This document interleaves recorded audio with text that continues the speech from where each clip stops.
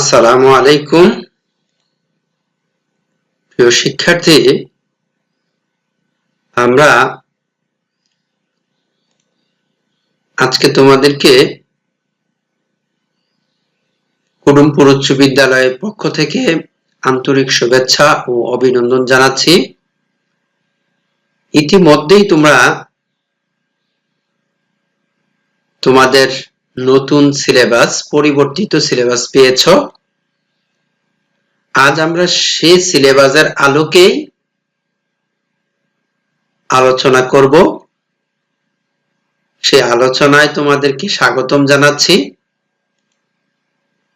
আমি মোহাম্মদ গোলাম কিবরিয়া, কুডুমপুর উচ্চ বিদ্যালয়, চান্দিনা, কুমিল্লা। প্রিয় শিক্ষার্থী, আজ আমরা যে বিষয়বস্তু নিয়ে আলোচনা করব সেই বিষয়বস্তু সম্পর্কিত কিছু ছবি তোমাদেরকে দেখানোর চেষ্টা করছি। তোমরা নিশ্চয়ই এই ছবিগুলো তোমরা দেখতে পাচ্ছ। হ্যাঁ, এই ছবিগুলো হচ্ছে তোমাদেরকে নেটওয়ার্ক সম্পর্কিত কিছু ছবি দেখালাম। এই অধ্যায় হচ্ছে দ্বিতীয় অধ্যায়, নেটওয়ার্ক টপোলজি। প্রিয় শিক্ষার্থী, একটা কম্পিউটারের সাথে কতগুলো কম্পিউটার জুড়ে দেওয়া হয়েছে তোমরা দেখতে পাচ্ছ, এবং কতগুলো নেটওয়ার্কের মাধ্যমে এক স্থান থেকে অন্য স্থানে কি করছে, তারা আদান প্রদান করার চেষ্টা করছে। তাহলে প্রিয় শিক্ষার্থী, আমাদের আজকের পাঠের বিষয় টপোলজি।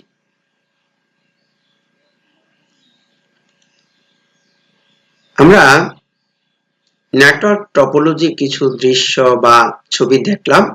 এবারে আমরা আজকের পাঠের শিরোনাম, অর্থাৎ এই পাঠ শেষে শিক্ষার্থীরা যা জানতে পারবে তা হলো উদাহরণসহ নেটওয়ার্ক টপোলজির সংজ্ঞা দিতে পারবে,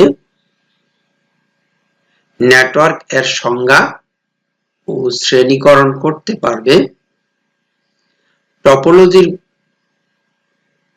টপোলজিগুলোর তৈরির পদ্ধতি করতে পারবে, কিভাবে তৈরি করবে টপোলজি সেগুলো করতে পারবে।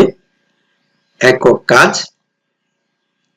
নেটওয়ার্ক ও নেটওয়ার্ক টপোলজি কি, কত প্রকার এবং কি কি, এই বিষয়ের উপরে তোমরা তোমাদের খাতায় লিখে রাখো। প্রিয় শিক্ষার্থী, এক বা একাধিক কম্পিউটারের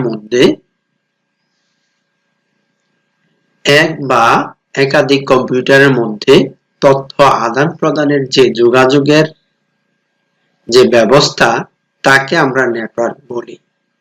নেটওয়ার্ক চার প্রকার। নেটওয়ার্কের প্রকারভেদ। নেটওয়ার্ক কত প্রকার? চার প্রকার। পার্সোনাল এরিয়া নেটওয়ার্ক, যেটাকে বলা হয় ব্যক্তিগত কম্পিউটার। লোকাল এরিয়া নেটওয়ার্ক, স্থানিক বিভিন্ন প্রতিষ্ঠানের নেটওয়ার্ক। মেট্রোপলিটন এরিয়া নেটওয়ার্ক, একটি শহরের নেটওয়ার্ক। ওয়াইড এরিয়া নেটওয়ার্ক, দেশ বা বিশ্ব জুড়ে নেটওয়ার্ক। প্রিয় শিক্ষার্থী, আজ আমরা এই চার প্রকার নেটওয়ার্কের বিস্তারিত আলোচনায় তোমাদেরকে দেখালাম, অর্থাৎ কিভাবে নেটওয়ার্ক অন্তর্গত কম্পিউটারগুলোকে জুড়ে দেওয়ার জন্য যে পদ্ধতি বা ব্যবস্থা নেওয়া হয় সেটাই হচ্ছে network. Computer network, local area network. প্রিয় শিক্ষার্থী, pan, LAN, man, personal area network, local area network, metropolitan area network. আজ আমরা এই চার্টের মাধ্যমে ওয়াই এরিয়া নেটওয়ার্ক দেখলাম। বাস সংগঠন, রিং সংগঠন, স্টার সংগঠন, শাখা প্রশাখা সংগঠন, পরস্পর সংযুক্ত সংগঠন। তাহলে বাস ও রিং টপোলজির বৈশিষ্ট্য উল্লেখ করো। প্রিয় শিক্ষার্থী, বাস টপোলজি কি? যখন একটি ব্যাকবোনের মাধ্যমে সোজা সরল পথে এক কম্পিউটার থেকে অন্য কম্পিউটারে তথ্য আদান প্রদান করার ক্ষেত্রে প্রত্যেকেই তা শেয়ার করতে পারে, সেটাই হচ্ছে কি বাস টপোলজি। মূল লাইনের সাথে সবগুলো কম্পিউটার যুক্ত থাকে।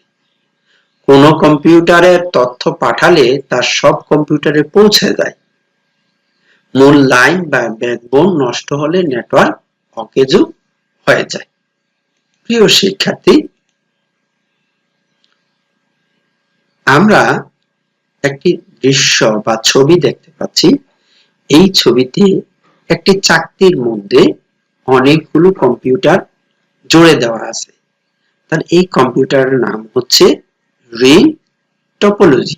তাহলে এই টপোলজিটার নাম হচ্ছে কি রিং টপোলজি। রিং টপোলজির মাধ্যমে একটি রিং এর সাথে অনেকগুলো কম্পিউটার কি করতে পারে, সংযুক্ত থাকতে পারে। রিং টপোলজি গুলো, প্রিয় শিক্ষার্থী, আমরা এই মাধ্যমে আমরা দেখব রিং টপোলজি। রিং টপোলজির ক্ষেত্রে কতগুলো রিং টপোলজি গোলাকার বৃত্তের মতো অবশ্য এলোমেলো হতে পারে। এই টপোলজিতে প্রত্যেকটি কম্পিউটার অন্য দুটো কম্পিউটারের সাথে যুক্ত। একটা নির্দিষ্ট পথে তথ্য যায়। একটি কম্পিউটার নষ্ট হলে পুরো কম্পিউটার নেটওয়ার্ক ব্যবস্থা কি হয়, অচল হয়ে যায়। তাহলে আমরা জানলাম রিং টপোলজি কি সে বিষয়ে। কেমন? প্রিয় শিক্ষার্থী, এই পর্যায়ে আমরা আরো কিছু সংগঠন সম্পর্কে জানব। সেটা হচ্ছে স্টার সংগঠন।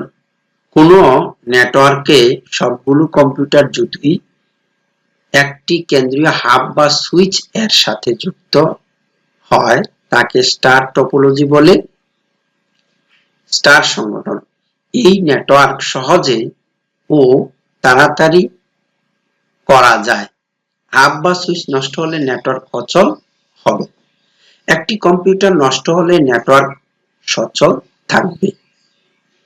কেমন? তাহলে এবারে আমরা কিছু তোমাদের কাজ দিচ্ছি। ম্যাশ, ট্রি ও স্টার টপোলজির পার্থক্য নির্ণয় করো। তাহলে ম্যাশ টপোলজি কি, ট্রি টপোলজি কি, স্টার টপোলজি কি, সে সম্পর্কে তোমরা একে অপরের সাথে সামাজিক যোগাযোগের মাধ্যমে তোমরা কি করতে পারো, সেগুলো নিয়ে আলোচনা করে তার একটা সমাধান তৈরি করতে পারো। প্রিয় শিক্ষার্থী, এবারে আসি আমরা ট্রি টপোলজি। টি মানে গাছ, তাই না? ট্রি, আচ্ছা, একটি গাছের শিকড় অর্থাৎ মূল থাকে নিচে, কিন্তু কম্পিউটারের ট্রি টপোলজির বেলায় তার মূল হচ্ছে উপরে। তাহলে এই একটি কম্পিউটারের সাথে প্রথমে আমরা কি করলাম, দুটি কম্পিউটার একসাথে জুড়ে দিলাম। এভাবে টি মানে হচ্ছে গাছ, গাছের মতো, গাছের যেমন শাখা প্রশাখা তেমনি ট্রি টপোলজির শাখা প্রশাখা রয়েছে। একাধিক স্টার টপোলজির সমষ্টিকে ট্রি টপোলজি বলে। তাহলে আমরা ট্রি টপোলজি কি সে সম্পর্কে জেনে নিলাম। কেমন? প্রিয় শিক্ষার্থী, পরস্পর সংযুক্ত সংগঠন বা ম্যাশ টপোলজি।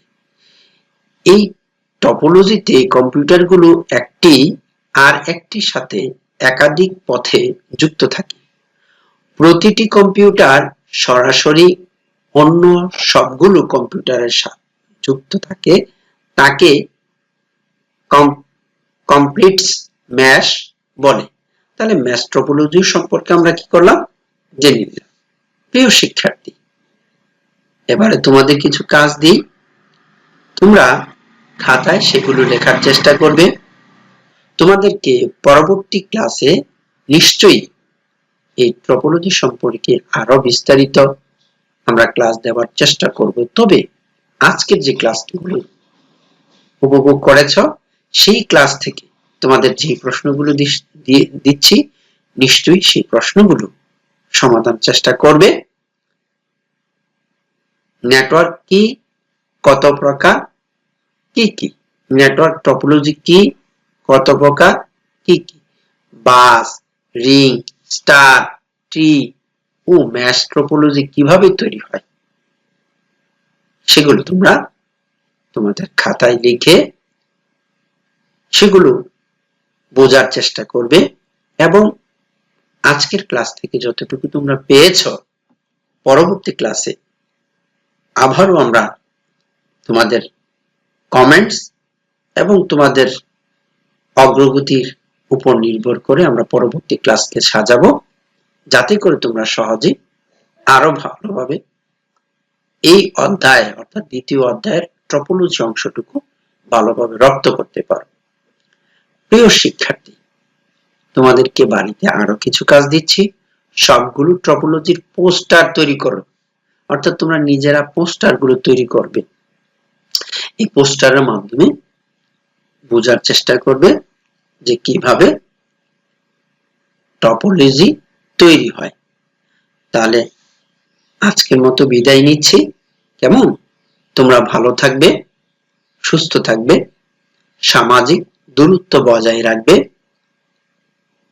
যেহেতু আমাদের এই অঞ্চলে শীত চলছে, অর্থাৎ শীতের মৌসুমে বিশ্বের বিভিন্ন জায়গায় বিশেষজ্ঞদের মতামতের উপর ভিত্তি করে আমরা যেহেতু জানতে পেরেছি যে করোনা আবারও বাড়তে পারে, সেই জন্য তোমাদেরকে অবশ্যই মাস্ক পরিধান করতে হবে এবং বিশ্ব স্বাস্থ্য সংস্থা কর্তৃক আমাদেরকে যে সমস্ত নির্দেশনা দেওয়া আছে তোমরা ইতিমধ্যে জেনেছ, কেমন, সেগুলো সঠিকভাবে পালন করার চেষ্টা করবে।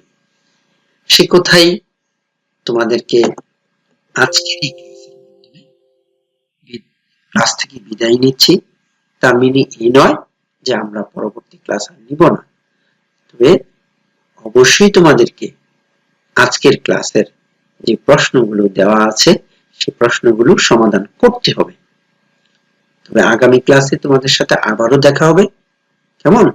তাহলে আজকের মতো বিদায় নিলাম। আল্লাহ হাফেজ।